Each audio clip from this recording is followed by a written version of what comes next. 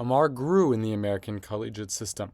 Yeah, I think NCAA's was an amazing experience. I was a kid from Canada. We don't have that. We don't have a system like that in place in Canada.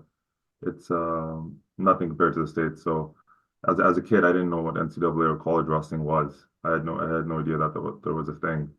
And then when I got introduced to it, it was awesome. It was amazing. I had an amazing time in Oregon State. My coaches were amazing. And then wrestling in the collegiate system was a grind. It's 5 months of just you're wrestling every weekend. There's tournaments every weekend. I had never had 40 matches in my life, like and I had that in my season. Like in Canada, we have one or two tournaments a year, so it was a big experience for me, big jump. But yeah, I mean, there's honestly, I've been to a lot of tournaments overseas and everywhere now. I've been to the Olympics, but I still think NCAA Championship Div 1 it's something different. It's quite the show. It's amazing to wrestle in that too as well.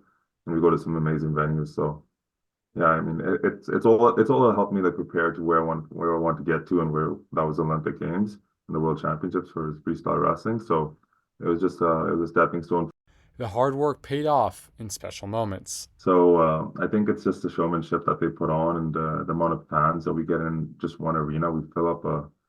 They tried to fill up a football stadium before COVID happened, but we sold out multiple venues all the time over basketball stadiums and everything like that. So Madison Square Garden was a really cool arena to wrestle in. So we sold that one out for us, and that was awesome.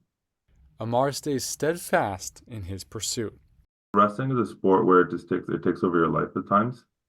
It's something that you do so often, and it's a sport where just you mentally it drains you. Sometimes it's a roller coaster. The ups and downs, the highs are really high, the lows are really low.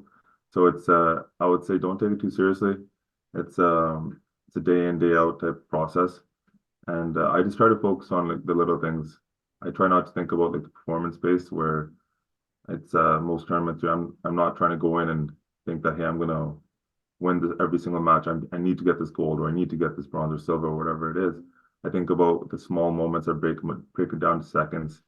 I break it down to minutes where I need to stay focused, stay engaged, and try to be the hardest worker in the room.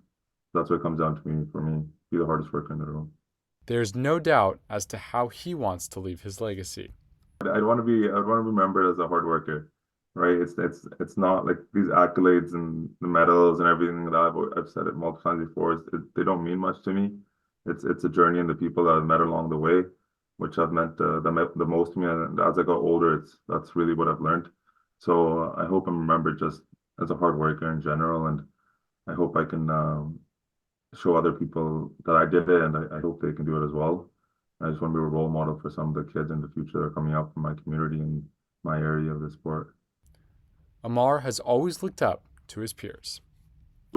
It always changes after a little while, but I've always looked up to my friends who have been around me. They've been through some tough things in their life, and it's not just in wrestling. They're not all just wrestlers, but I've learned from every single one of them. And some of these guys have taught me tremendous things. There's guys like Fido Sahota, Money Sandu, Kudi Kisla, and these are the type of guys I've looked up to my entire life just because they've done so many amazing things in their life and came through so many obstacles at their own times. And it's not just for wrestling. So yeah, my role models changed a little bit, but these are the type of guys that stuck around for me.